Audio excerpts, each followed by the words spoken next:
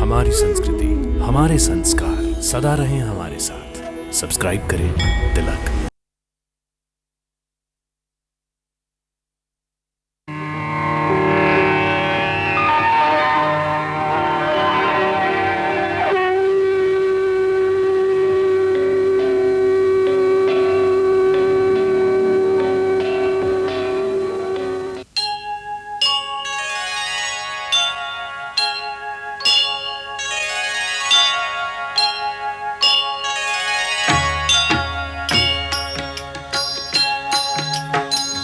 सीताराम चरित अति पावन, मधुर सरस अरु अति मन भावन।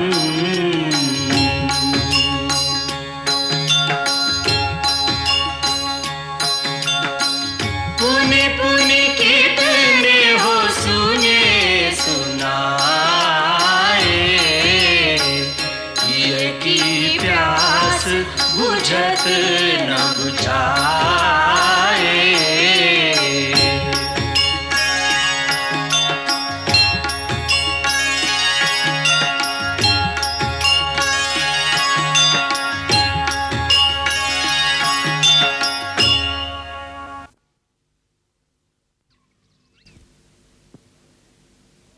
बाली, ओ बाली, बाहर निकल, मैं तुझे नहीं छोड़ूंगा बाली।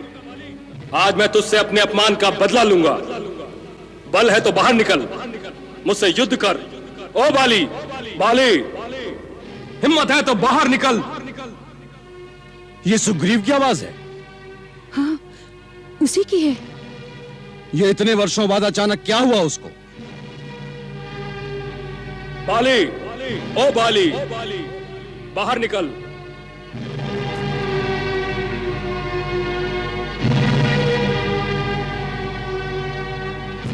आप रहने दीजिए स्वामी, वो थोड़ी देर शोर मचाकर स्वयं ही चला जाएगा। कोई युद्ध के लिए मुझे पुकारे और मैं घर में बैठा रहूं, ये तुम भीरू कब से हो गई हो? मैं तो केवल आप ही के लिए कह रही हूँ स्वामी। ये आपके विश्राम का समय है। विश्राम मैं आकर कर लूंगा। सुग्रीव मेरे मार्ग के सामने अधिक देर ठहर नहीं सकता। मैं शीघ्र आ जाऊंगा। बाली, ओ बाली, बाहर निकल।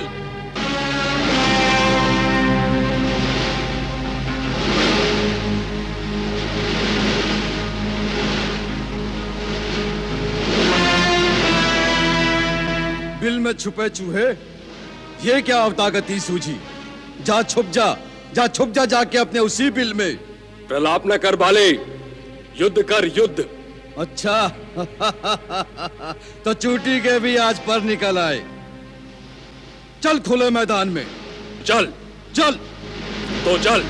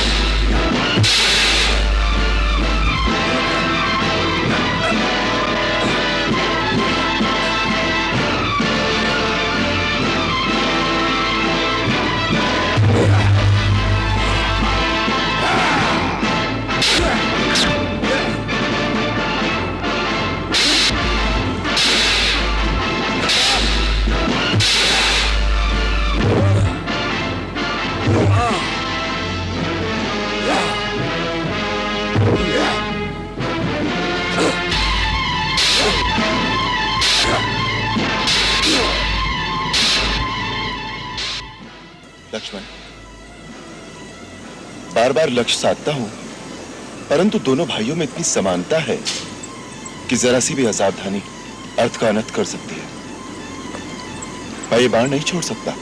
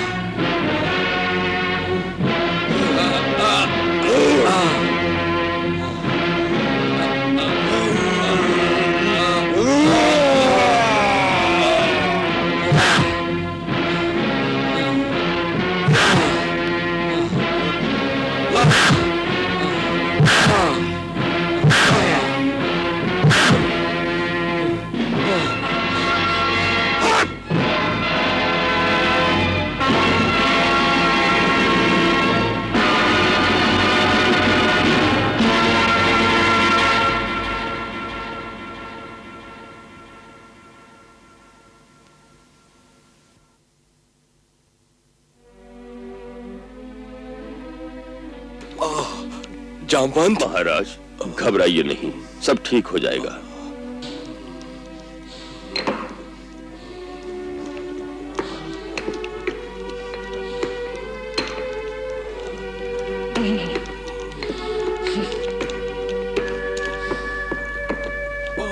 जामवंत,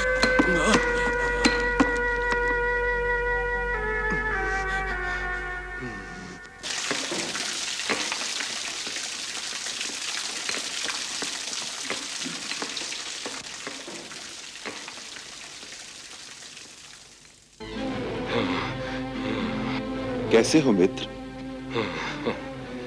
वाह मित्र वाह, अच्छा वचन निभाया, क्या साथ दिया,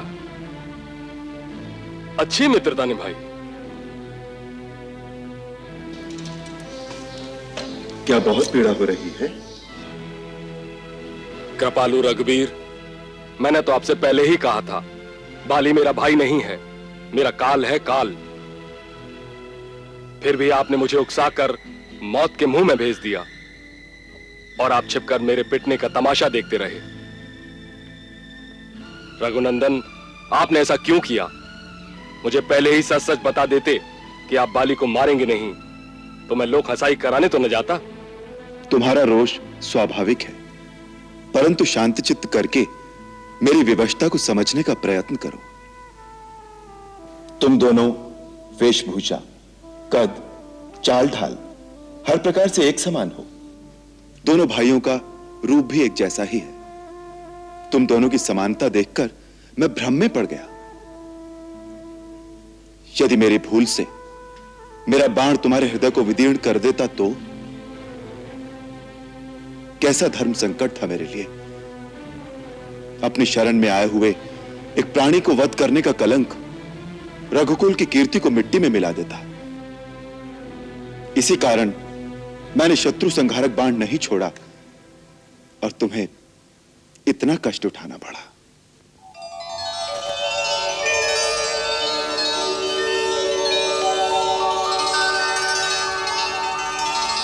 मित्र, अब तुम्हारे घाव, तुम्हारी पीड़ा कैसी है? प्रभु, ये तो चमत्कार हो गया प्रभु। मुझे आपके स्पर्श करने से ही मेरी पिछली सारी पीड़ा सब दूर हो गई। एक नवीन उत्साह शक्ति के विद्युत प्रवाह का संचार होने लगा।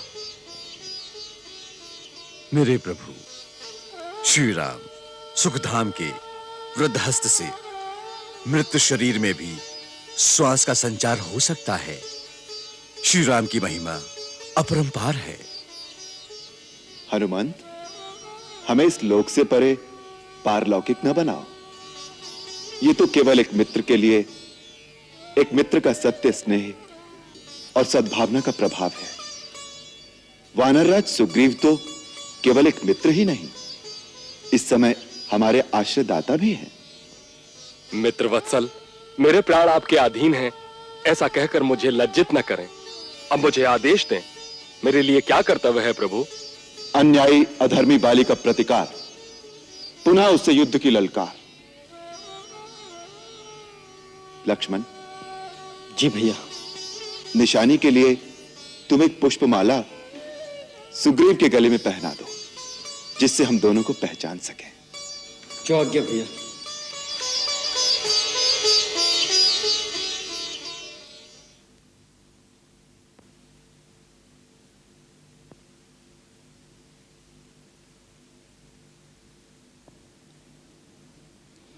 दूध लीजिए स्वामी। बाले! कायर! लज्जा से डूब मर! युद्ध से भागकर पत्नी के आंचल में जाकर छुप गया। हिम्मत है तो बाहर निकल। सुग्रीव तुझे युद्ध के लिए ललकार रहा है। बाहर आ! ओ वाली! देखा तारा, आज तेरी बहन रूमा का विधवा होना निश्चित है। बाली के हाथों उसके भाई के वध को आज कोई नहीं टाल सकता। स्वामी, स्वामी, बरसाती नदी के समान वेग से उमड़ते क्रोध को काबू करके शांत चित्त से मेरी एक विनती तो सुन लीजिए स्वामी। ये क्रोध तो अब सुग्रीव की गर्दन तोड़कर ही शांत होगा, तब कह लेना जो कहना हो। देखा, वो बैरी फिर द्वार पर आकर ललकार रहा है। स्वामी, बैरी नहीं, आपका भाई है वो। भाई से भाई की लड़ाई सदा जग हंसाई का कारण बनती है। संसार आप ही को दोष देगा। बड़े आप है स्वामी। बड़े छोटे का भेद माँ की गोद तक सीमित रहता है। एक राज्य के दो राजा नहीं हो सकते, वो चाहे भाई भाई ही क्यों ना हो। सुग्रीव स्वार्थी है, वो लालची है, सत्ता का मोह है उसे। उसे सत्ता का मोह है तो आपको सत्ता का मत है स्वामी। तारा, तुम हमारी भार्या होकर लांछन लगा रही हो हम पर, कायर बनाना चाहती हो हमें। नहीं नहीं स्वामी, वीरों में वीर हैं आप। आपका सामना करने की शक्ति त्रिभुवन में किसी में नहीं, परंतु वीरता की वेग में विवेक शून्य हो जाना विनाश का कारण बन सकता है स्वामी। किसका विनाश? नाथ, आवेश में न आइए, तनिक विचार कीजिए। आपके हाथ से मार खाकर परास्त होकर रणभूमि से भागने वाला किस बल पर आपको पुनः चुनौती दे रहा है? अंगद ने हमें पहले से ही सावधान किया था। हनुमान दो मानव तपस्वियों को सुग्रीव की सहायता के लिए ले गया है। वो तपस्वी मानव पुत्र गिरिवर के समान दुर्धर्ष, अटल, अजय बाली का अनिष्ट करेंगे। वो तपस्वी साधारण मानव पुत्र नहीं है स्वामी। उनका पूरा विवरण मिल गया है। जिन्होंने स्वयं महेश्वर का धनुष तोड़ दिया, ताड़का और सुबाहु का वध किया, वो असाधारण अलौकिक त्रिलोक विजेता राम ही आज सुग्रीव के सहायक बन गए हैं। उन्हीं से प्रोत्साहन पाकर वो पुनः आपको युद्ध के लिए ललकार रहे हैं स्वामी। सुग्रीव का ये गर्जन तर्जन, युद्ध के लिए पुनरागमन मेरे मन में शंका उत्पन्न कर रहा है स्वामी। अपनी अर्धांगिनी की विनती मान लीजिए। आज इस समय सुग्रीव से लड़ने न चाहिए स्वामी। देखो, राम के बारे में मैंने भी गुप्तचरों द्वारा पता कराया है। वो धर्म के मार्ग पर चलने वाले और समदर्शी हैं। वो अधर्म का साथ नहीं देंगे। बाले, कायर, युद्ध से भागकर पत्नी के आंचल में जाकर छुप गया, लज्जा से डूब मर। हिम्मत है तो बाहर निकल, सुग्रीव तुझे युद्ध के लिए ललकार रहा है। उस गरजते हुए मेघ को तुम मेरा भाई कह रही हो? अरे तारा, सुग्रीव तो क्या, अगर अंगद भी मुझे इस प्रकार चुनौती देगा तो मैं उसे सहन नहीं करूंगा। स्वामी ना। परिणाम कुछ भी क्यों ना हो, धिक्कार है उस शस्त्र धारण करने वाले सूरमा पर जो शत्रु की ललकार सुनकर सामने न जाए। सुग्रीव और बाली ने एक ही मां का दूध पिया है। बाली मां का दूध ले जाने वाला पामर बन जाए, असंभव।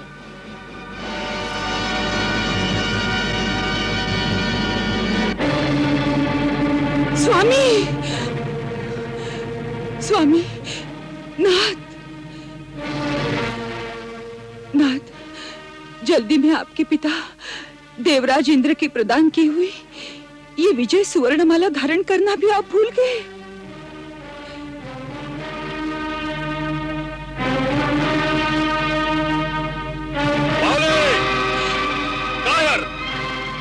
युद्ध से भागकर पत्नी के आंचल में जाकर छुप गया, लज्जा से डूब मर। हिम्मत है तो बाहर निकल, सुग्रीव तुझे युद्ध के लिए ललकार रहा है। बाहर आ, ओ वाले।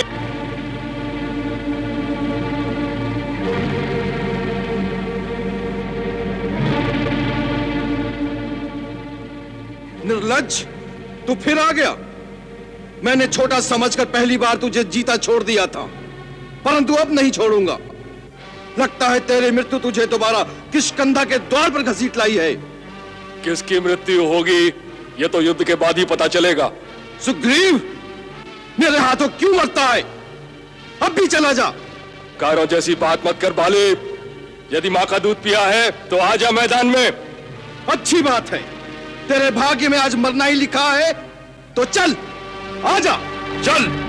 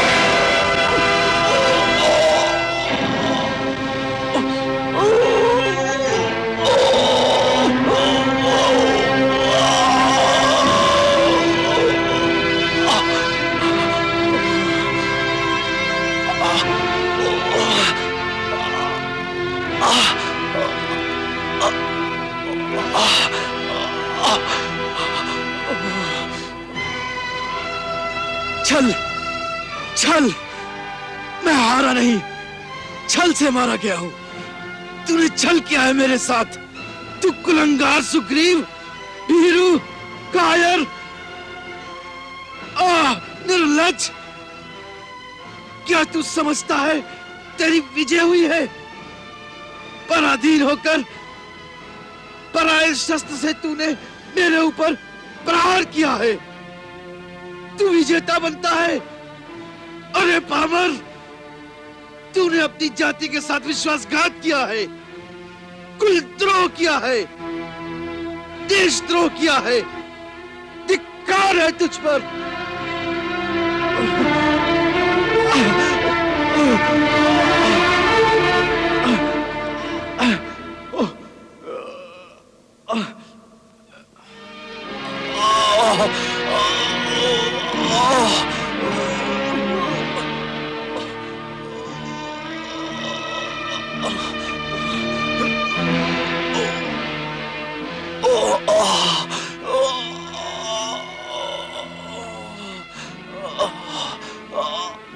आ गए तो तुम ही वो राम हो, हाँ? आज ये कुल शिरोमणि श्री राम, दशरथ नंदन रघुकुल भूषण, जिसकी कीर्ति का पताका पूरे आर्यवर्त में फहरा रहा है, तुम वही राम हो। तुमने ठीक पहचाना कपिवर, यही मर्यादा पुरुषोत्तम श्री राम है। प्रथम दर्शन के उपलक्ष्य में किष्किंधापति बाली का नमस्कार स्वीकार करोगे?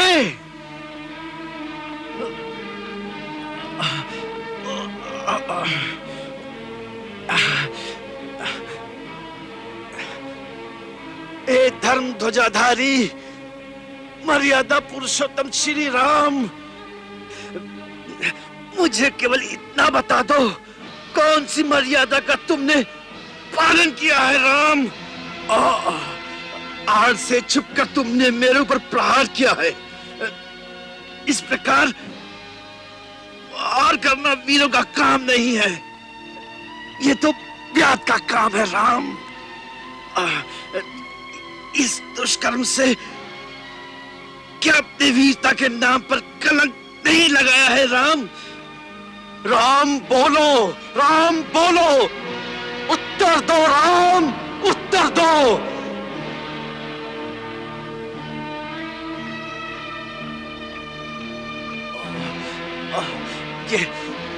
ये तीर निकल जाए तो मैं तेरी जान ले लूं मैं।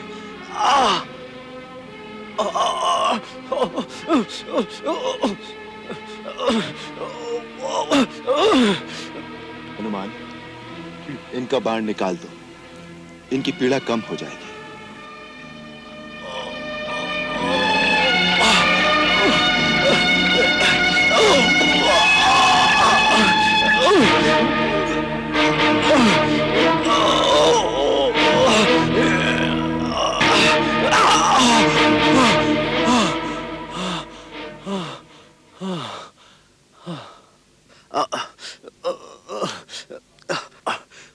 बड़ी दया दिखा रहे हो श्री राम। एक बात का उत्तर तो दो।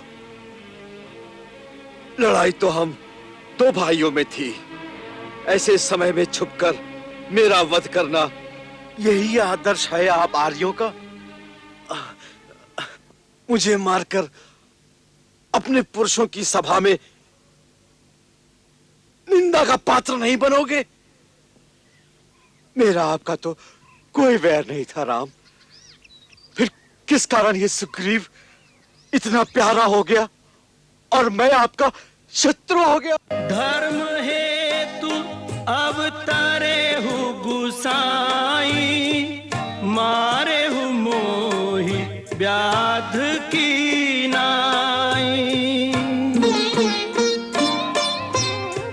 मैं बैरी सुग्रीव पियारा, अवगुण कवन नाथ मोहि मारा।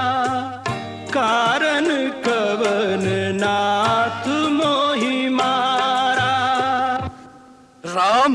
मैं क्यों आपका शत्रु बन गया? मित्र का शत्रु शत्रु होता है। सुग्रीव हमारा मित्र है।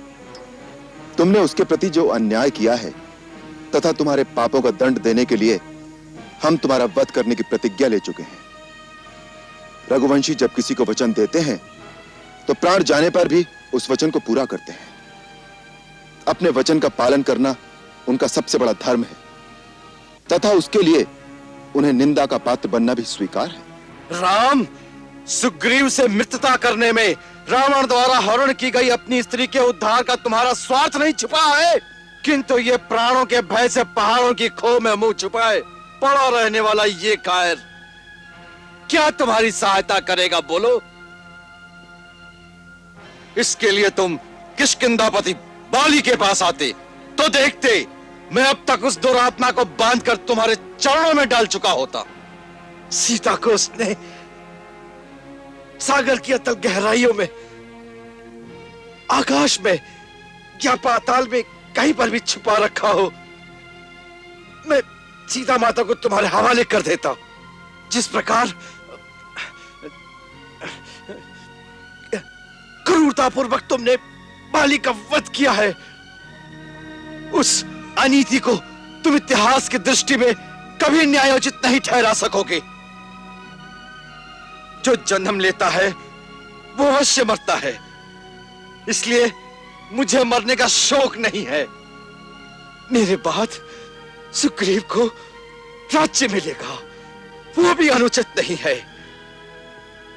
अनुचित इतना ही है कि तुमने मुझे रणभूमि में मेरे साथ वीरों की भांति युद्ध करके मुझे नहीं मारा, मुझे अधर्म पूर्वक मारा है तुमने। तुमने मेरी निरपराध हत्या की है। तुम्हारे इस पाप का प्रायश्चित कभी नहीं होगा राम, कभी नहीं होगा।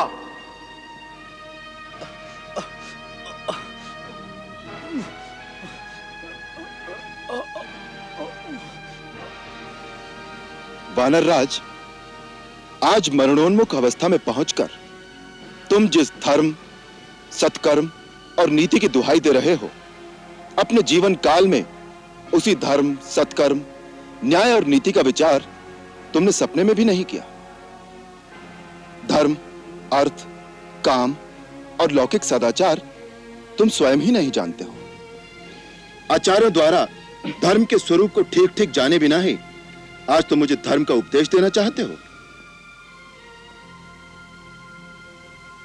मेरी निंदा करते समय तुम मुझे एक अबोध बालक के समान दिखाई दे रहे हो। तुम स्वयं चपल हो और चंचल चित्त वाले अजितात्मा वानर तुम्हारे मंत्री हैं। जिस तरह एक अंधा दूसरे अंधे को रास्ता दिखाए, वैसे ही तुम्हारे चपल मंत्री तुम्हें परामर्श देते हैं। फिर तुम धर्म का विचार कैसे कर सकते हो? धर्म के सूक्ष्म स्वरूप को कैसे समझ सकते हो? धर्म की बात तो दूर रही, अपने अपरिमित बल के मद में चूर होकर तुमने तो सामान्य लौकिक आचार व्यवहार का विचार भी कभी नहीं किया। बड़ा भाई, पिता तथा गुरु तीनों एक समान पूजनीय माने गए हैं। उसी प्रकार छोटा भाई, पुत्र तथा शिष्य तीनों एक समान माने गए हैं। पुत्र की वधू, अनुज की भार्या तथा भगिनी के साथ अपनी कन्या के समान पवित्र संबंध रखना पारिवारिक, सामाजिक तथा नैतिक धर्म है, परंतु तुमने कभी किसी मर्यादा का कोई पालन नहीं किया। अपने छोटे भाई सुग्रीव के साथ अन्याय करके बिना किसी दोष के उसे निष्कासित कर दिया और उसके जीते जी उसकी पत्नी रूमा को अधर्म और अनीति से पत्नी की भांति अपने अधीन रखा। ऐसे पुरुष का वध करना ही उसके लिए उपयुक्त दंड माना गया है। अनुज बधू भगनी सुत नारी, सुनु सठ कन्या समय चारी। इन्हीं कुदृष्टि विलोकई जोई, ताहि बधे कछु पाप न होई, ताहि बधे कछु पाप न होई। यदि ये मेरा पाप भी था तो दंड देने का अधिकार केवल राजा को होता है। तुम्हें क्या अधिकार था न्याय का भार अपने हाथ में लेने का? अहंकारी बानर, तुम्हें यह विदित होना चाहिए कि पर्वतों, वन और कानूनों से युक्त यह सारी पृथ्वी हम इक्ष्वाकु वंश के राजाओं की है। इस समय इक्ष्वाकु वंश के राजा भरत हैं। उन्हीं की आज्ञा का पालन करने वाला और पवित्र इक्ष्वाकु वंश का वंशधर होने के नाते यहाँ के पशु, पक्षी, नर, वानर सबके प्रति दया का भाव रखने अथवा उन्हें दंड देने का अधिकार मुझे प्राप्त है। धर्मात्मा राजा भरत इस पृथ्वी का पालन करते हैं और उनके रहते कोई भी प्राणी धर्म के विरुद्ध आचरण नहीं कर सकता। अतः हम सब उन्हीं की आज्ञा से श्रेष्ठ धर्म में स्थिर रहकर तुम जैसे धर्म भ्रष्ट पुरुषों को विधिवत दंड देते हैं। वाली, सत्पुरुषों का धर्म अति सूक्ष्म होता है, उसे समझना बहुत कठिन है। इतना समझ लो कि यदि राजा पापी को दंड दे तो पापी उस दंड को भोगकर निष्पाप हो जाता है, परंतु यदि राजा पापी को उचित दंड न दे तो उस दंड का फल राजा को स्वयं भोगना पड़ता है। मनु स्मृति में मनु महाराज ने भी यही कहा है, राजभी कृतदंडास्तु कृत्वा पापानि मानवाः निर्मला स्वर्गमायान्ति संतः सुकृतिनो पथा शासनाद वापि मोक्षाद वा स्तेना पापात् प्रमुच्यते राजात्तु शासन पापस्य तद्वापनोति किल्बिषम्। हे वानर राज, तुमने जो पाप किया है उसके अनुसार तुम्हारा वध सर्वथा धर्म के अनुसार उचित माना जाएगा।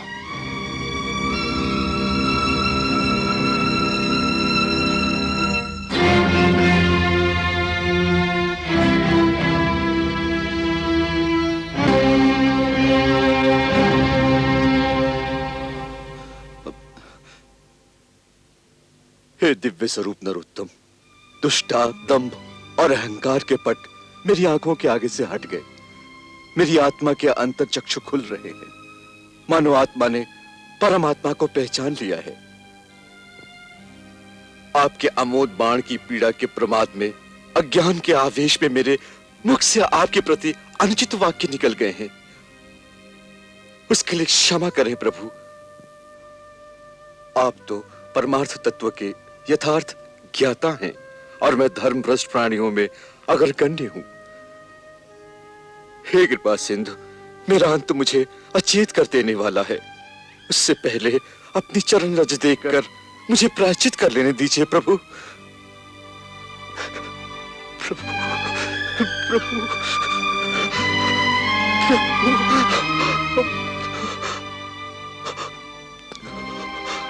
प्रभु।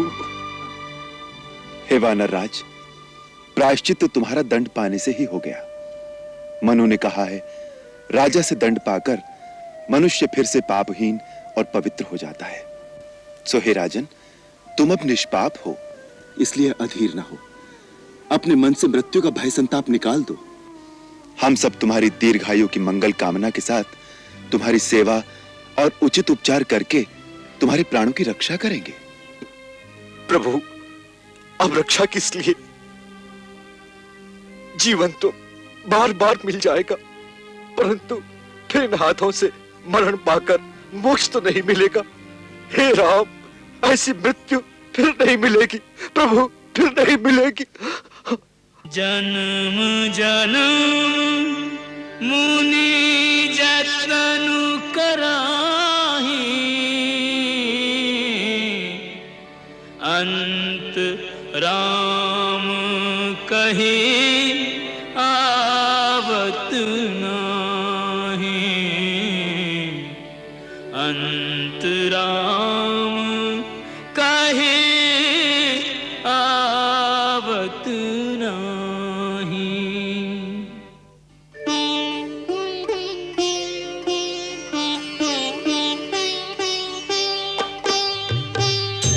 जासु नाम बल शंकर काशी देत सबहि समगति अविनाशी।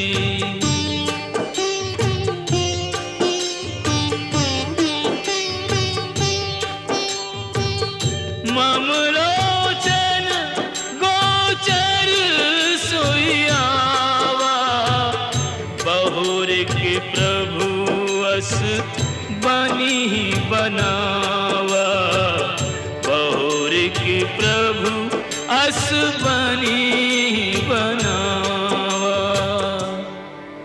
अब नाथ करि करुणा बिलो कहूँ, देहु जो बर मागऊँ, जेहि जोन जन्मो करम बस, तहाँ राम पद अनुरागऊँ, तहाँ राम पद अनुरागऊँ।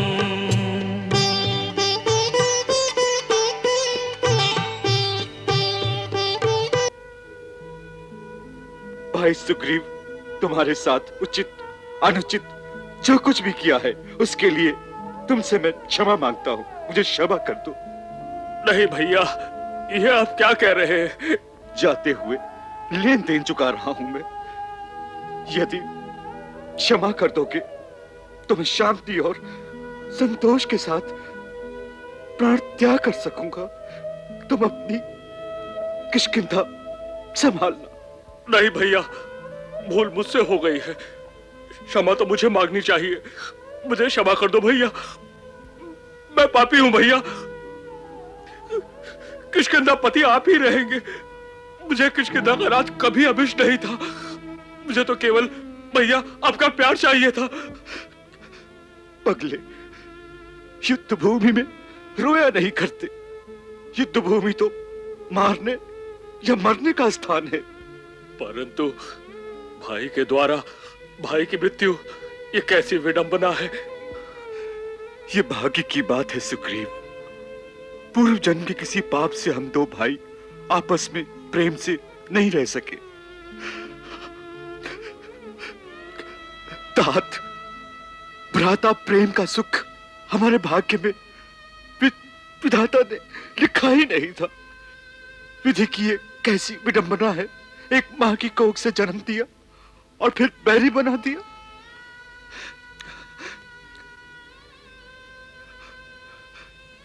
सुग्रीव, मैं आज अभी कुछ क्षणों में अपना जीवन, विशाल वैभव, विपुल संपत्ति, यश अपयश सब कुछ यही छोड़कर यमराज के घर चला जाऊंगा। नहीं नहीं भैया, हमें छोड़कर तुम नहीं जा सकते भैया। ऐसा मत बोलो भैया, तुम ऐसा मत बोलो। जाना तो पड़ेगा ही सुग्रीव, सबको जाना पड़ता है। मैं प्रसन्न हूं तुम्हें रघुनाथ का साथ मिल गया। इससे वानर साम्राज्य को और शक्ति मिलेगी। सुग्रीव, मेरी चेतना अभी लुप्त हो रही है। मेरे गले में पड़ी ये देवराज इंद्र की दी हुई ये दिव्य स्वर्णमाला शीघ्र ही उतार कर तुम धारण कर लो। नहीं भैया नहीं, समय नष्ट न करो सुग्रीव। नहीं भैया नहीं। इसमें किष्किंधा लक्ष्मी का उदार वास है। यदि ये मेरे मृतक शरीर पर रही तो इसकी विजय श्री नष्ट हो जाएगी। इसलिए मेरे प्राण रहते रहते इसे निकाल कर तुम धारण कर लो, शक्ति बनी रहेगी। नहीं भैया, किष्किंधा पति आप हैं, आप ही रहेंगे भैया। आप ऐसा क्यों बोलते हैं? हनुमंत जी महाराज। समय नष्ट न करो। मेरे गले से उतार कर ये दिव्य माला राजा सुग्रीव के गले में डाल दो।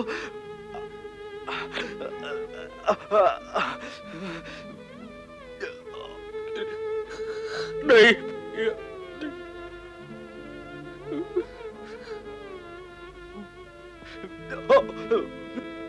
भैया, ये क्या किया भैया आपने? किष्किंधा के नए महाराज सुग्रीव विजयी भव। इस विजय माला के साथ बड़े भाई का आशीर्वाद सदा तेरे साथ रहेगा सुग्रीव। श्री राम प्रभु की मित्रता निभाना ही अब तुम्हारा धर्म होना चाहिए। उनकी सहायता का जो वचन दिया है उसे प्राण देकर भी पूरा करना। ये तुम सिद्ध कर देना सुग्रीव। रघुकुल की भांति वानर कुल भी अपना वचन निभाना जानता है। इससे किष्किंधा की कीर्ति बढ़ेगी और वानर कुल का गौरव बढ़ जाएगा। संसार सदा याद रखेगा वानर भी श्री राम प्रभु के कुछ काम आए। भैया सुग्रीव, मेरे ना रहने पर तुम मेरे प्रिय पुत्र अंगद को अपने सगे पुत्र की भांति प्यार देना। भाई, अब तुम ही उसके पिता, दाता, रक्षक, त्राता हो। अंगद किष्किंधा का युवराज है भैया, युवराज ही बना रहेगा। आप उसकी कोई चिंता ना करें भैया।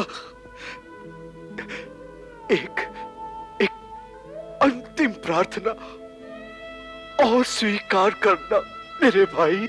आज्ञा करो भैया आप।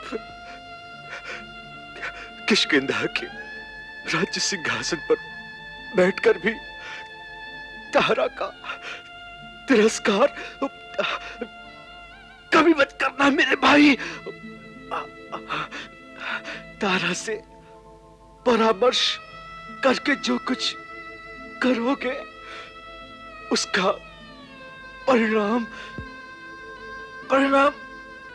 अनुकूल ही होगा। उसकी सम्मति को संदेह रहित होकर मानना भैया। हे राम, मेरी मृत्यु के उपरांत मेरे अपराध के कारण उसे अपराधिनी मानकर मेरे पीछे कोई मेरी तारा का तिरस्कार न करे। स्वामी नाथ, स्वामी नाथ, स्वामी, क्या हो गया स्वामी?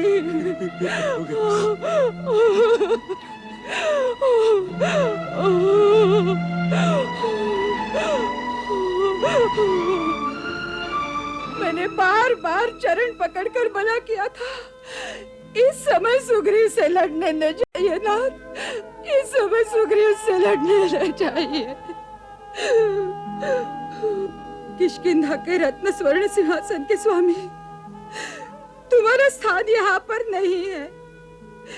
बड़े बड़े गजराज, गिरिराज, जिसकी ठोकर से धूल दूषित हो जाते थे, आज धूल में पड़े हुए हैं।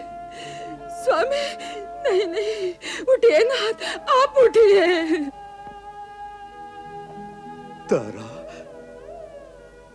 तारा सकली के तुम तो ज्ञान का सागर हो, धीरज रखो।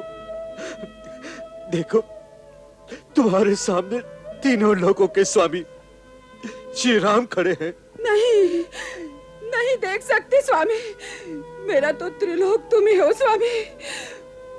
उठो उठो, अपने किष्किंधा के राजभवन में चलो स्वामी, राजभवन में चलो। कुछ क्षण, कुछ पल, कुछ ही श्वास शेष है, फिर चाहे जहां ले जाकर प्रतिष्ठित कर देना अपने पति किष्किंधा के राजा बाली को। पिताजी,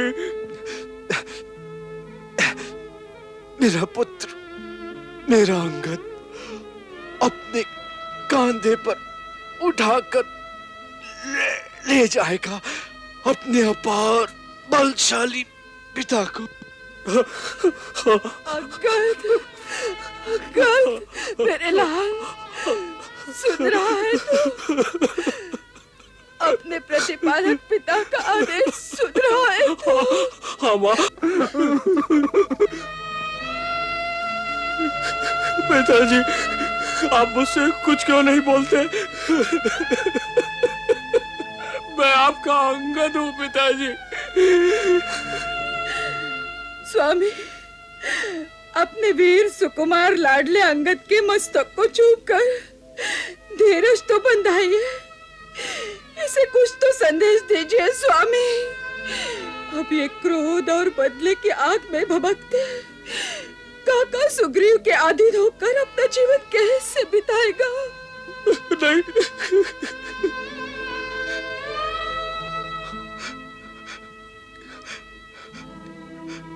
हे सर्वज्ञ, सब पर समान रूप से करुणा करने वाले करुणा निधान, अंगद को अपनी शरण में लेकर इसे भी वही स्नेह सद्भाव प्रदान कीजिए जो आपने सुग्रीव को दिया है।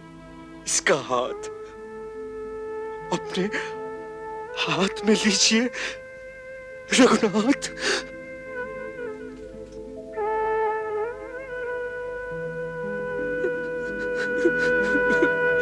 अंगद, मेरे पुत्र, तुझे श्री राम प्रभु की शरण में देकर मेरी आत्मा को परम शांति प्राप्त हुई है। बेटा, अब देश और काल को समझकर कब और कहां कैसा बर्ताव करना चाहिए, इसका निश्चय करके ही उसके अनुकूल आचरण करना।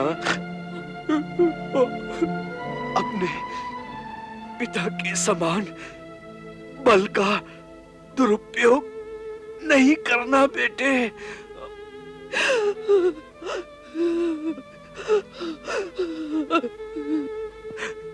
सदैव सुग्रीव काका को ही अपने पिता के समान सम्मान देकर उनकी आज्ञा के अधीन रहना, उनके शत्रुओं का साथ मत देना, सदा स्वामी मानकर सुग्रीव के कार्य साधन में संलग्न रहोगे तो इनका स्नेह और विश्वास जीत सकोगे पुत्र। समय के साथ ही अपने आप को बदल लेना ही बुद्धिमानी है बेटे। काका पिता के समान होता है परंतु पिता नहीं हो सकता, ये सदा याद रखना। प्राणनाथ, पुत्र को तो पथ निर्देश दे दिया, भाई को किष्किंधा का राज सौंप दिया, परंतु अपनी चरणदासी दुखियारी तारा को किसके सहारे छोड़ रहे हो? मेरा तो जन्म मरण सब आपके साथ जुड़ा हुआ है, मुझे भी तो कुछ आदेश देते जाइए स्वामी। मुझे भी साथ लेके जाइए स्वामी।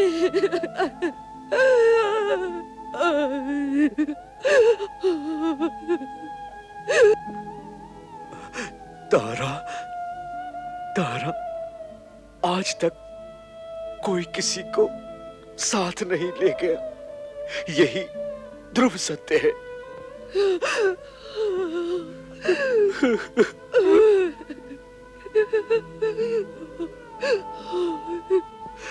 अकेले आना, अकेले जाना, यही सनातन सत्य है, सृष्टि का सनातन नियम है।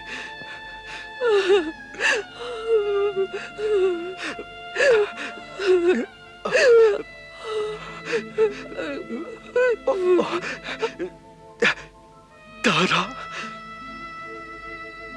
तारा, तेरा मेरा अब साथ यही तक था। नहीं स्वामी, जीवन के अंतिम छोर तक, सुख में, दुख में, जीवन में, मरण में, कहीं कभी आपसे अलग नहीं रह सकती, नहीं रह सकती। जहाँ आप हैं वहाँ मैं हूँ स्वामी। तारा,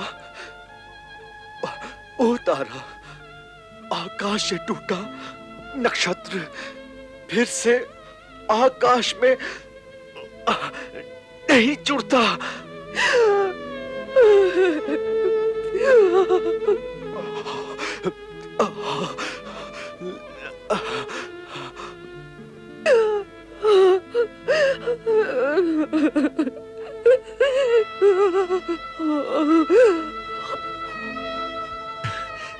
देवी, पूज्य वंदनी पति परायण, आपका ये रुदन, ये विलाप अनंत पथ पर जाते हुए पति की आत्मा के लिए वेदना का कारण बन रहा है।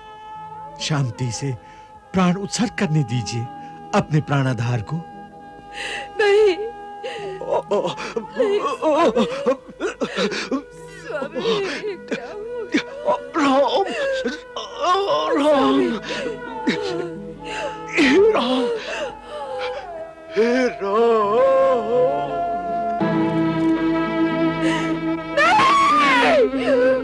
भैया,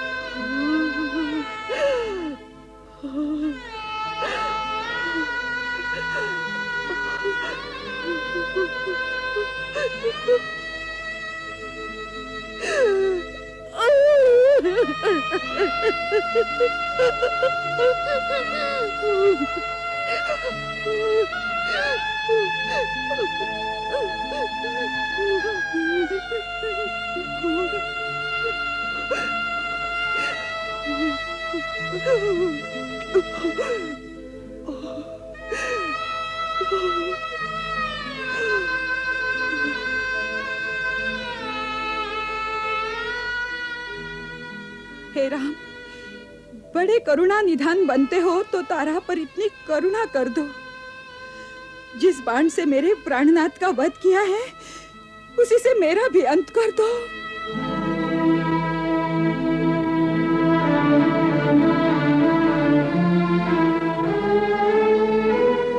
हे वीर पत्नी तारा, तुम इस समय शोक सागर में डूबी हो। शोकातुर आवेग में तुम क्या अनीतिपूर्ण बात कह रही हो, उसका भी भान नहीं है इस समय तुम्हें। नहीं प्रभु, नहीं, आपके इस कार्य से कोई अनीति, कुछ अधर्म नहीं होगा। जिस प्रकार सीता के बिना आप दुखी रहते हैं, स्त्री के बिना पुरुष को जो दुख उठाना पड़ता है, उसे आप अच्छी तरह जानते हैं। स्वर्ग में भी मेरे बिना वानरराज की आत्मा को शांति नहीं मिलेगी। इस तत्व को समझकर आप मुझे भी अपने पति के पथ की अनुगामिनी बना दीजिए, जिससे मेरे पति को मेरे विरह का कष्ट न भोगना पड़े। इससे आपको अपयश नहीं, पर उपकार का पुण्य प्राप्त होगा। प्रभु, आप धर्मपरायण महात्मा हैं। स्त्री हत्या का पाप नहीं लेना चाहते, परंतु पति विहीन तारा इस समय मात्र स्त्री नहीं, वाली की आत्मा है वो। ऐसा मानकर मेरा वध कीजिए प्रभु, आपको पाप नहीं लगेगा। संसार में कन्यादान से महान दूसरा दान नहीं है। हे वीरवर, धर्म दृष्टि से मेरे धर्म पिता के रूप में मुझे मेरे प्रियतम वाली को अर्पण कर देंगे तो आपको कन्यादान का पुण्य प्राप्त होगा प्रभु। देवी तारा, तुम इस समय बात धर्म और नीति की कर रही हो, परंतु परिणाम इसके विपरीत होगा यह विचार नहीं कर रही हो। संपूर्ण जगत को विधाता ने रचा है और उसी ने सबको सुख दुख से संयुक्त किया है। तीनों लोकों के प्राणी विधाता के विधान का उल्लंघन नहीं कर सकते, क्योंकि जीवन, मरण, सुख, दुख ये सब विधि के हाथ है। शूरवीर स्त्री की पत्नी को ये प्रलाप और संताप शोभा नहीं देता। तुम्हारा वाली कहीं गया नहीं। यदि तुम वाली के शरीर को अपना पति मानती थी तो ये धरती, जल, अग्नि, गगन, समीर, इन पंच तत्वों से रची हुई ये काया यहीं पड़ी है।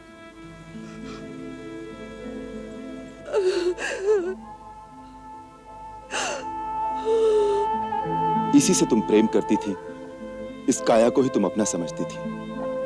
यह अब भी तुम्हारे समक्ष सुषुप्त अवस्था में विद्यमान है। यदि इसके अंदर अदृश्य जीवात्मा को अपना पति मानती हो तो वो अमर है, अविनाशी है। उसे सदा अपने साथ अनुभव करो, उसका शोक न करो। ये ज्ञान देना बड़ा सहज है रघुनाथ, परंतु पति के विरह का दुख सहना बड़ा कठिन है।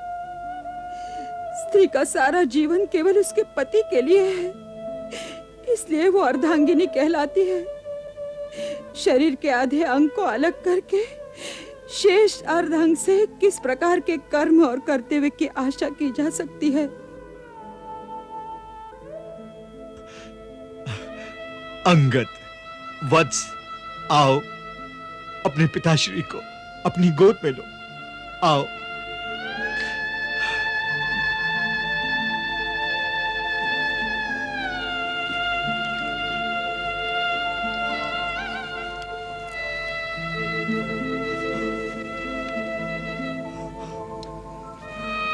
महारानी तारा, परम विदुषी ज्ञानमयी होकर ये कैसी बात कर रही हैं देवी? इस सृष्टि का प्रत्येक जीव, प्राणी मात्र, स्वयं सिद्ध, अपना आधार आप है। अपने में ही अपना अस्तित्व निहित है देवी। सृष्टि का विधान अमर है, न कोई आता है न कोई जाता है।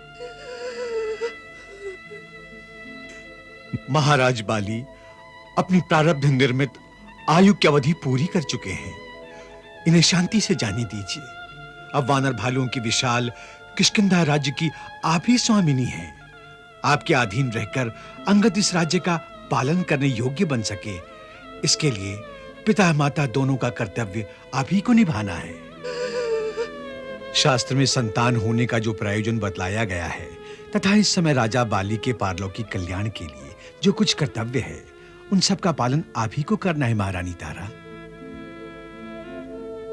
अपने पुत्र अंगद के भविष्य के लिए, उसके कल्याण के लिए जीवन धारण ही इस समय आपका धर्म है महादेवी। महारानी तारा, महाबली हनुमान ठीक कह रहे हैं, धीरज रखो। देवी, अब वानरराज का अंत्येष्टि संस्कार किया जाए जिससे उन्हें सद्गति प्राप्त हो। मित्र सुग्रीव, महावीर हनुमान, किष्किंधापति का अंतिम संस्कार राजकीय सम्मान के साथ करने का आयोजन करो। वत्स, अंगद, अपने पिता को अग्निदान देकर उनकी आत्मा को शांति प्रदान करो।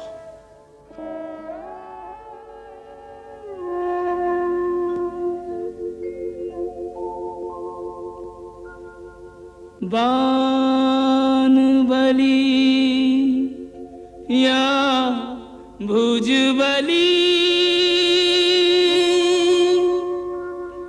महाबली कोई हो काल बली सबसे बली या से बली न कोई।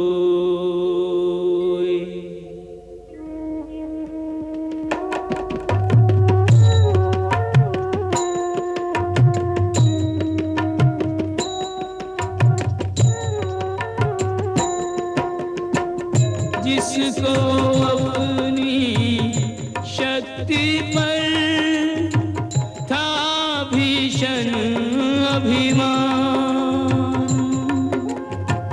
पड़ा चिता की गोद में वह बाली बलवान, पड़ा चिता की गोद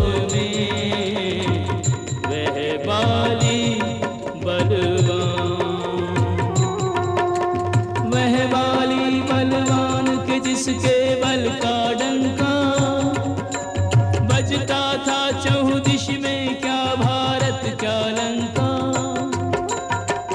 मृत्यु अवश्यम भावी हर मत माने इसको, नहीं जन्मा वह जीव मृत्यु ने छोड़ा जिसको, नहीं जन्मा वह जीव मृत्यु ने छोड़ा जिसको।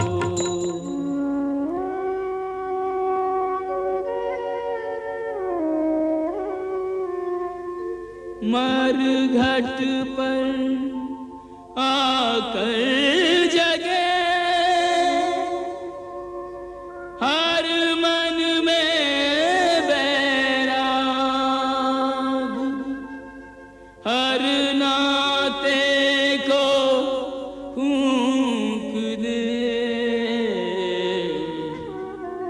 मरघट की ये आग।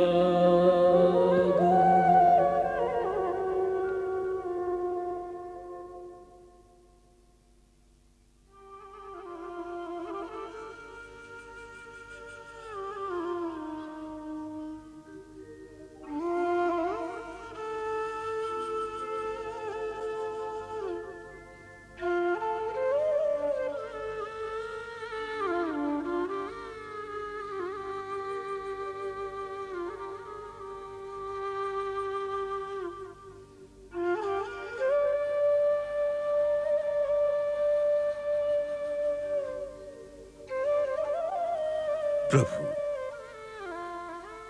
महाराज सुग्रीव इस समय अत्यंत शोक अवस्था में हैं। आप इन्हें सांत्वना दीजिए, जिससे ये किष्किंधा का राज्यभार संभाल सके। क्यों मित्र? प्रभु, अपने भाई को मारने के बाद राजा बनना मेरी आत्मा स्वीकार नहीं करती। मैं महापापी हूं, मैं राजा बनने के योग्य नहीं हूं। मैंने निश्चय कर लिया है, संन्यास लेकर वन को चला जाऊं और अपने पाप का प्रायश्चित कर सकूं।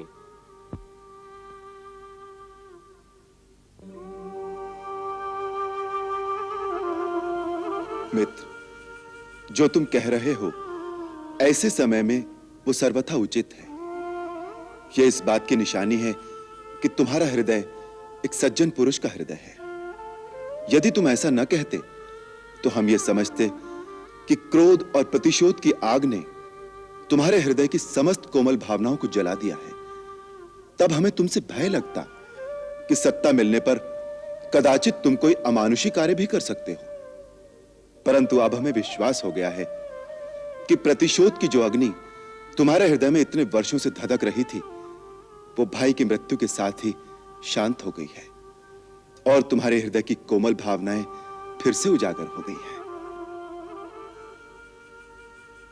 जैसे धरती में छिपे हुए सुंदर फूलों के बीज यदि ग्रीष्म ऋतु की धूप में जल नहीं जाते, तो वर्षा ऋतु आते ही उसी जली हुई धरती से सुंदर सुंदर फूलों के अंकुर फूट निकलते हैं। उसी प्रकार तुम्हारी सद्भावनाएं अब बाहर निकल आई हैं। यह बड़ी सुंदर बात है। दूसरी बात रही वैराग्य की। सुमित्र, इस समय तुम जिस अवस्था में हो उसे शमशान वैराग्य कहते हैं।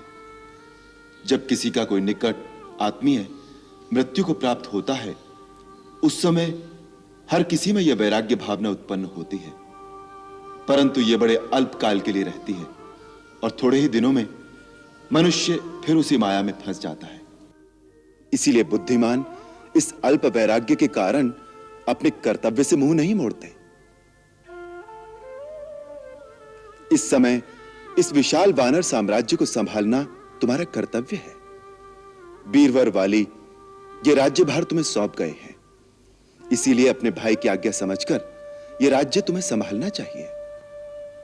प्रभु, जो सन्यास लेना चाहता है उसे आप राजा बनने को कह रहे हैं? सन्यासी से अच्छा राजा और कौन हो सकता है? सुग्रीव, यदि समझो तो वही आदर्श राजा है जो मन से सन्यासी हो। जिसे सिंहासन सत्ता का लोभ न हो वही सच्चा न्याय कर सकता है। जिसे निजी विलास और काम में आसक्ति नहीं होगी वही एक तपस्वी की भांति दिन रात जनसेवा के कार्य में संलग्न रहेगा। सन्यासी की भांति जिसका न ही कोई अपना होगा न कोई पराया होगा, वही मोह ममता को त्याग कर ईश्वर की भांति अपनी सारी प्रजा से एक जैसा बर्ताव करेगा। इसीलिए राजा को ईश्वर भी माना गया है। मित्र, यदि ऐसी वैराग्य भावना तुम्हारे अंदर स्थिर हो जाए तो तुम आदर्श राजा हो जाओगे, परंतु ऐसा होगा नहीं, क्योंकि यह क्षणिक वैराग्य है। अतः इस समय अपना कर्तव्य समझकर यह राज्य संभालो, यही हमारी प्रार्थना है।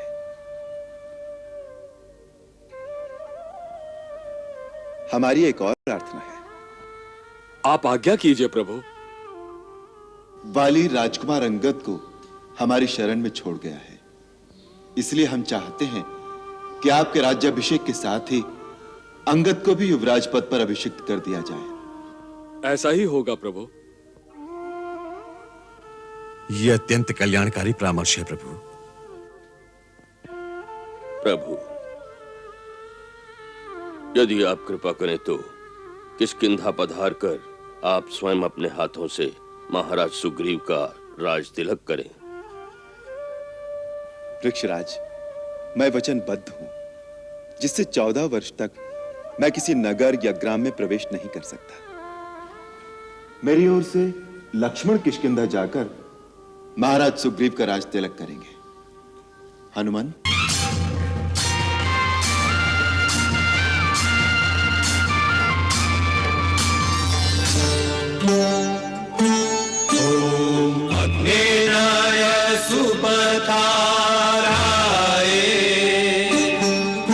अस्मान् विश्वानि देव वयुनानि विद्वान् युद्धस्मज्जुहुराणमेनो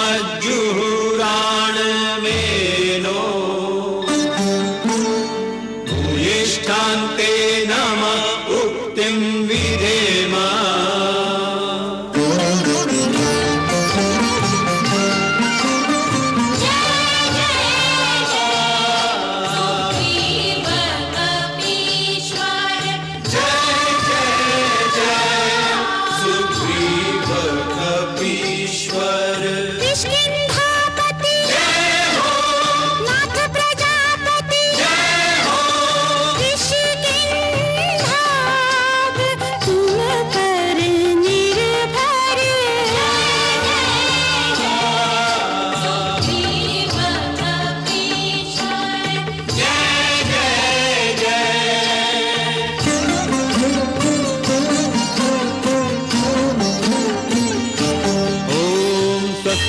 इंद्रो वेदश्रवाः स्वस्ति न पूषा विश्ववेदाः स्वस्ति नस्तारक्षो अरिष्टनेमि स्वस्ति नो बृहस्पतिर्दधातु।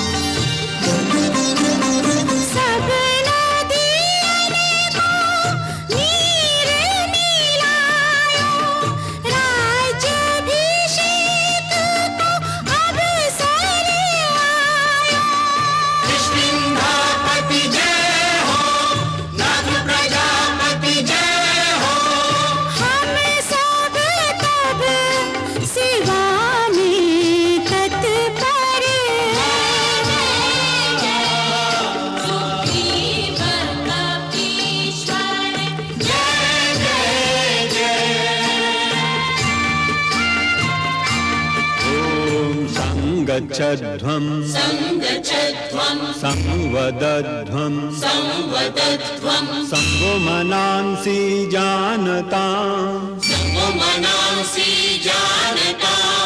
देवाभागं यथा पूर्वे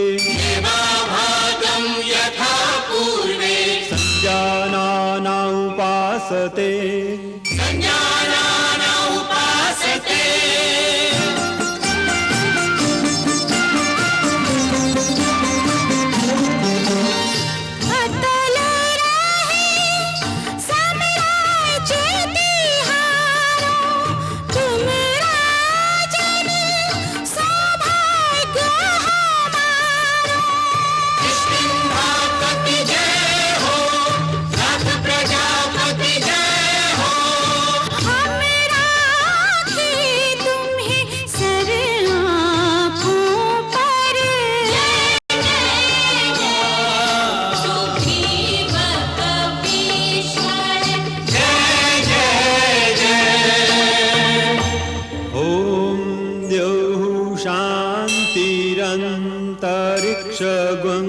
शांति पृथिवी शांतिरापः शांतिरोषधयः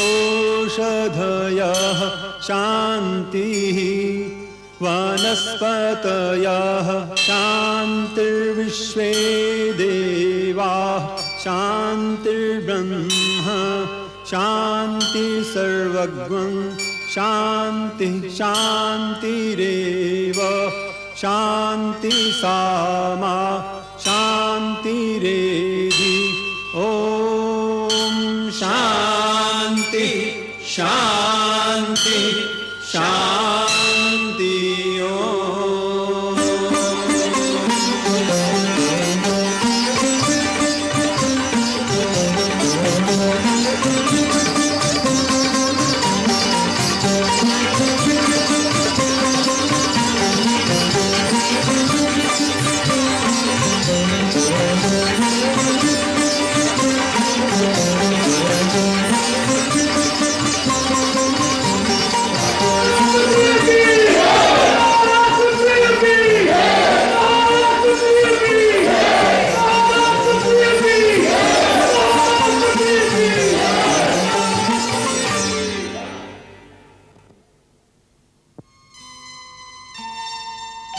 हे प्रभु, ये सब कुछ आपका ही दिया हुआ है।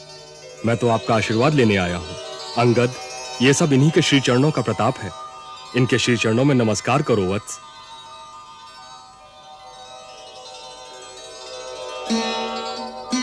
युवराज अंगद, भगवान तुम्हें सुखी, दीर्घायु तथा यशस्वी करे।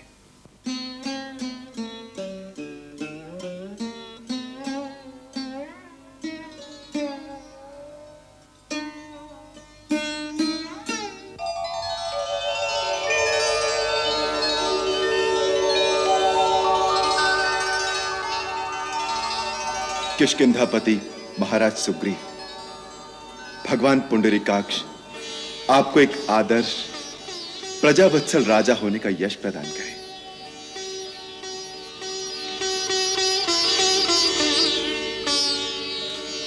बैठिए महाराज। महाराज, लक्ष्मण ने हमें किष्किंधा के सारे समाचार सुनाए हैं। हमें यह जानकर बड़ी प्रसन्नता हुई कि राज्य के समस्त प्रमुख जनों, परिजनों एवं प्रजा ने राजा के रूप में आपका स्वागत किया है।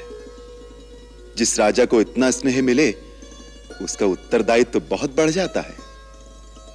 आप सूर्य पुत्र हैं, इसलिए भगवान सूर्य की भांति अपने वात्सल्य की किरणें सारी प्रजा में एक समान प्रदान करनी चाहिए, जिससे सबके घरों में सुख समृद्धि का प्रकाश फैले।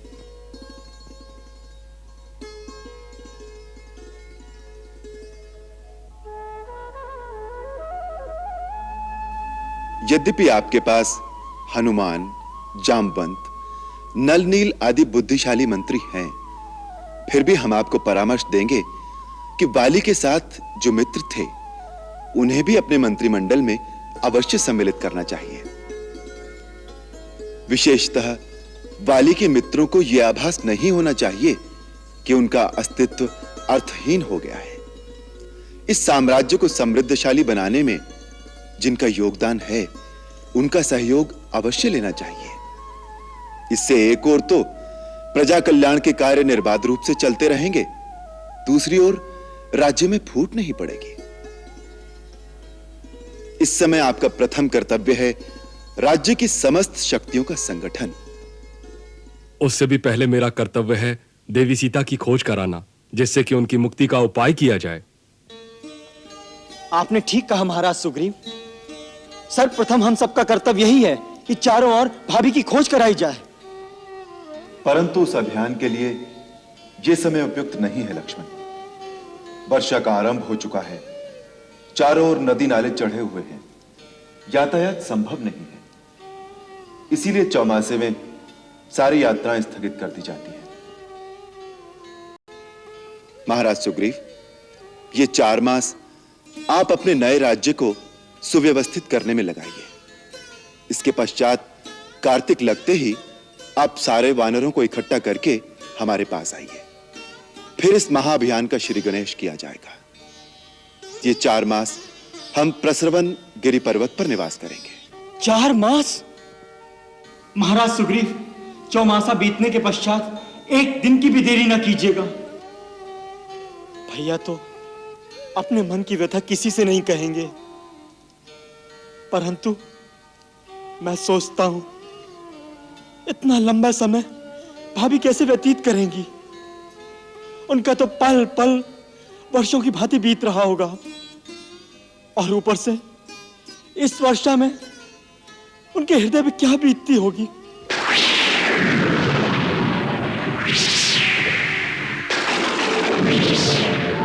दमक डरावे दामिनी, आवे झंझावा, ओट नहीं आशय नहीं, सिर पर है बरसा।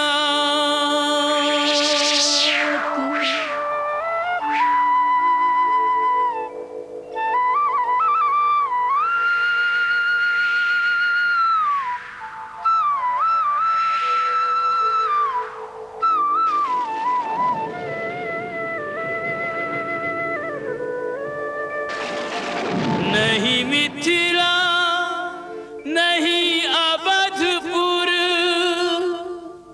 नहीं अपनों का संग, जीवन तेरे चित्र के बिखर गए सब रंग।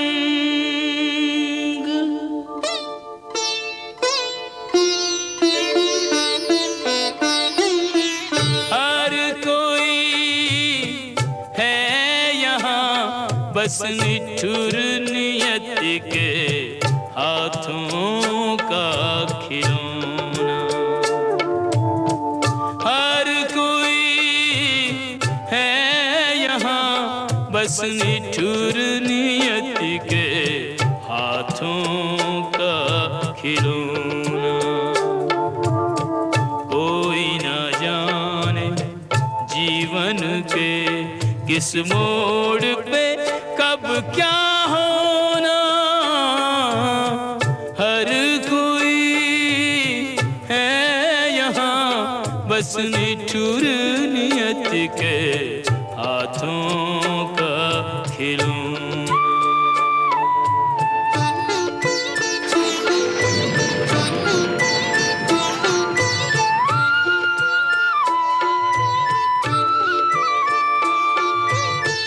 मन यादों का झूला झूले, बीता कल एक पल ना भूले। पुष्प वाटिका का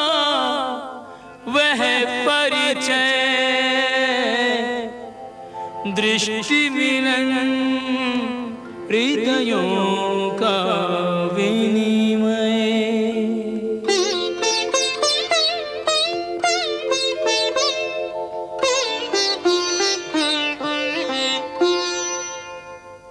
एक दूजे को निरखत मन न अघाय,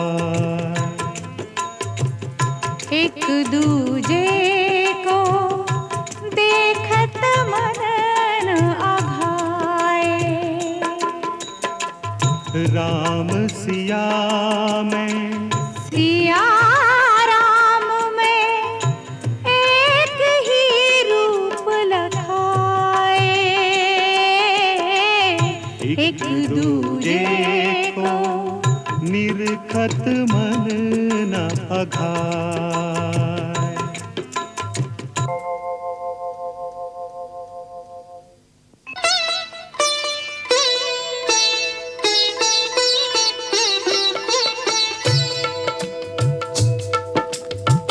सहज भाव से शिव धनु तोड़ा, जन्म जन्म का नाता जोड़ा। जयमाला का शुभ क्षण आया, तीन लोक में आनंद छाया।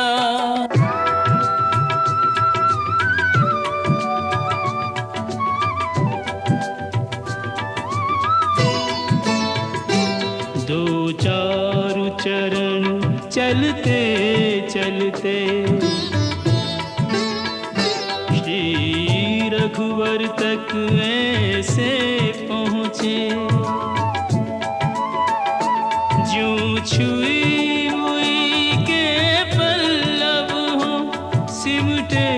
सिमटे सकुचे सकुचे, सिमटे सिमटे सकुचे सकुचे। श्री राम चकित चितवे सीता का अद्भुत रूप निराला। पहना जयमाला श्री रघुवर कोमल कमल नयन को, पहनाओ जयमाला, पहनाओ जयमाला।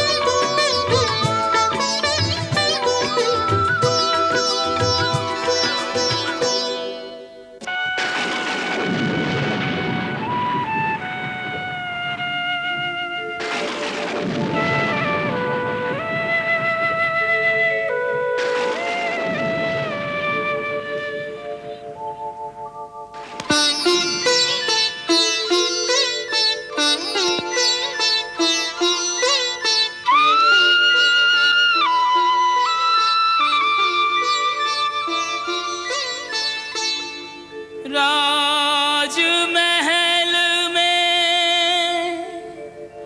बचपन बीता, ब्याही राजमहल में जीवन ऐसा खेल के कोई मेल न आज और कल में। कौन कहेगा देख इसे ये, वही सीता सुकुमारी। टूटी टूटी सबसे छूटी बस एक बेचारी। वैदेही की दीन दशा को, वैदेही की दीन दशा को देख के आए रोना। हर कोई है यहाँ बस निठुर नियत के हाथों का खिलौना। हर कोई है यहाँ बस निठुर नियत के हाथों का खिलौना।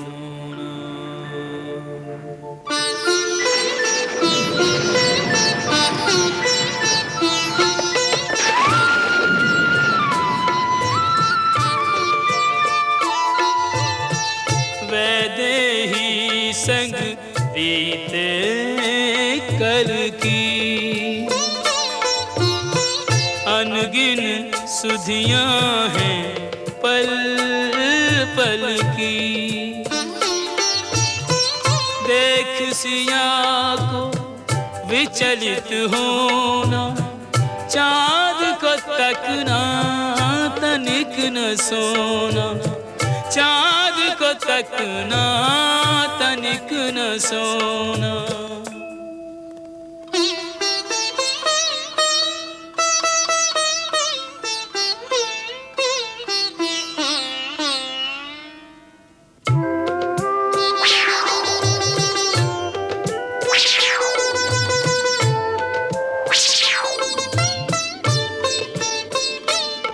गृह में वन में जानकी संग देखे जीवन के विविध रंग। जो वैदेही मोर भरोसे ताकि रक्षा भई न मोसे।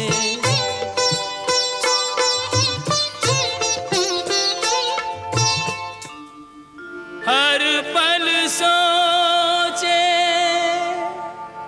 हृदय वियोगी, जाने वो किस हाल में होगी। केवल वन वन ही भटकाया, कोई सुख न उसे दे पाया।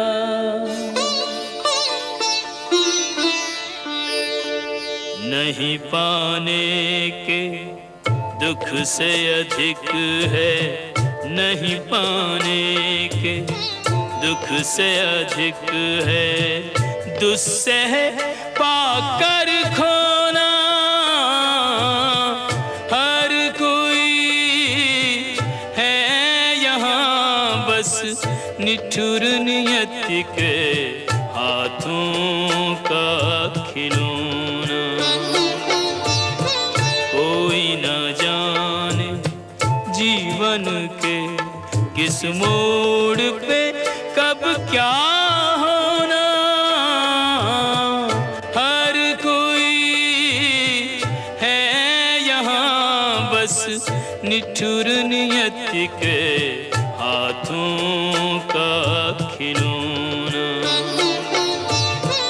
कोई न जाने जीवन के किस मोड़ पे कब क्या होना।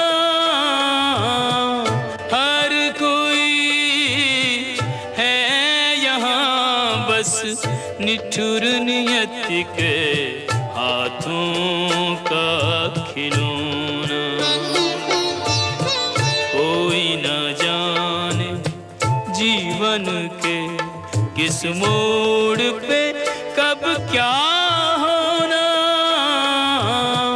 हर कोई है यहाँ बस निठुर नियति के हाथों का खिलौना।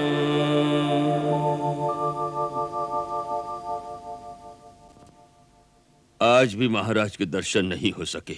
यदि महाराज अंतःपुर से बाहर नहीं निकलेंगे तो यह राजकार्य कैसे चलेगा?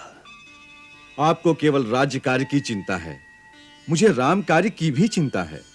महाराज सुग्रीव भोग विलास में ऐसे फंसे हैं कि उन्हें श्री राम को दिया हुआ वचन भी याद नहीं रहा। श्री राम ने स्वयं उनको 4 माह की मोहलत दी थी कि चौमासा व्यतीत हो जाए, उसके पश्चात कार्तिक में मुझसे मिलना, फिर सीता माता की खोज आरंभ करेंगे। इस बात का उन्हें अवश्य ध्यान रखना चाहिए। अब तो वर्षा काल भी बीत गया है, शीतकाल प्रारंभ हो गया है, परंतु इनकी मोह निद्रा नहीं टूटी। मुझे तो भय है कि कहीं श्री राम जी को क्रोध आ गया तो वो किष्किंधा का ही विनाश कर देंगे। हनुमान, तुम जाकर महाराज को समझाओ। परंतु उनसे मिलूंगा कहां? अंतःपुर में। अंतःपुर में? नहीं नहीं, मुझे संकोच हो रहा है। तुम तो उनके मित्र भी हो, फिर संकोच किस बात का? नहीं नहीं, ये बात नहीं है। अंतःपुर में हर समय नाच रंग की सभा जमी रहती है। एक बार मैंने अंदर जाने का साहस किया था, वहां का रंग देखकर भाग आया। महाराज निसंकोच सुंदरियों में घिरे हुए थे और मदिरा का सेवन कर रहे थे। बहुत दिन ऋषिमुख पर्वत पर कष्ट सहे हैं, इसलिए प्यास मिटा रहे हैं। प्यास मिटाएं, परंतु श्री राम के क्रोध का सामना कौन करेगा? चौमासा बीत गया, शरद ऋतु का सुहाना शुभ आगमन हो गया। इस चौमासे का एक एक दिन मैंने किस तरह बिताया है तुम जानते हो लक्ष्मण? जानता हूं भैया। आपकी व्यथा देखकर जितना दुख मेरे मन में हो रहा है, उससे कहीं अधिक वेदना मेरे मन में सीता माता के लिए उठती है। वो अपने दिन किस प्रकार बिता रही होंगी। रह रहकर मन में एक बिजली सी कौंध उठती है। पता नहीं सीता इस संसार में है या नहीं। नहीं नहीं भैया, ऐसे अमंगलकारी कल्पना कदापि उचित नहीं। उसका कोमल तन ऐसी कठोर यातना कैसे सहन कर सकेगा? अपने को सर्वसमर्थ, सर्वशक्तिमान, सबका कल्याण चाहने वाला ये राम अपने आप के लिए कैसा असमर्थ बना बैठा है।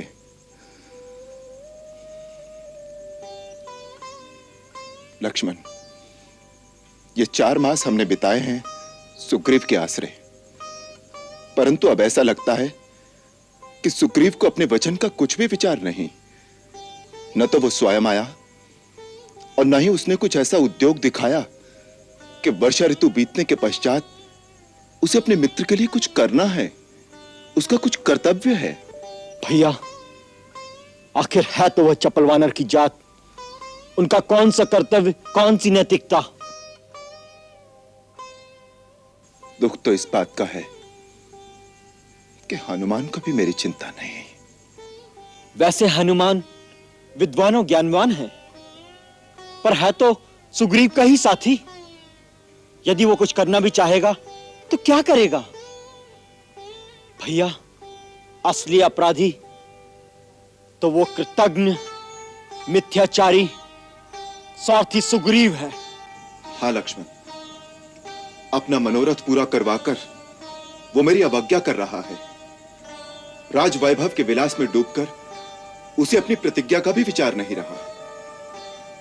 इसलिए हे लक्ष्मण, तुम एक बार किष्किंधापुरी जाओ, उसे सावधान करो। वो मेरी प्रत्यंचा की भयंकर टंकार को भूल गया है। वो वाली के प्राण लेने वाले राम के अमोघ बाण को भूल गया है। उसे चेता देना आवश्यक है। आपके चरणों की शपथ लेकर जाता हूं भैया। अब सुग्रीव की रक्षा इस धरातल पर कहीं संभव नहीं। किष्किंधा से सीधा घसीट कर लाकर आपके चरणों में डाल दूंगा। यदि उसने जोर दिखाया मेरा एक ही बाण उसकी जीवन डोर समाप्त कर देगा। वहीं उसे ढेर करके उसे भी उसके भाई बाली के पास पहुंचा दूंगा। ठहरो लक्ष्मण, इतनी उत्तेजना और आवेश में भी अपने स्थान से जाना उचित नहीं। इस समय हमारे मन में जो उद्वेग उत्पन्न हो रहा है वो हमारे अपने कार्य सिद्धि में विलंब होने के कारण हमारी निराशा की हीन भावना मात्र है। तुम सदाचारी हो, संयम खोकर सुग्रीव का इतना अनिहित करने की बात सोचना हमें शोभा नहीं देता। हम सुग्रीव को मित्र कह चुके हैं, यह बात भी हमें भूलनी नहीं चाहिए। प्रेम का धर्म सबसे बड़ा धर्म है और उसका पालन करना सबसे पुनीत कर्तव्य है। जाओ, समय और स्थिति के अनुसार संयम से काम लेना। हो सकता है हम मिथ्या ही सुग्रीव पर दोषारोपण कर रहे हो और वो वास्तव में हमारे ही कार्य में संलग्न हो। इस बात का निश्चय तो वहीं जाकर होगा कि इस समय सुग्रीव किस कार्य में इतना संलग्न है।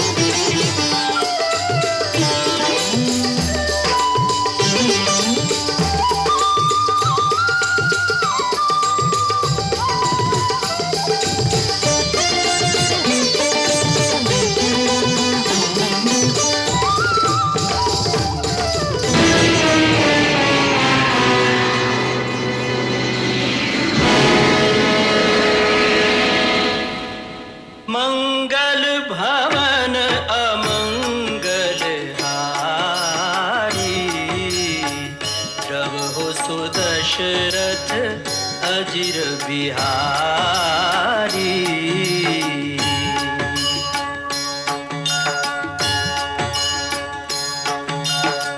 सीताराम चरित अति पावन, मधुर सरस अरु अति मन भावन।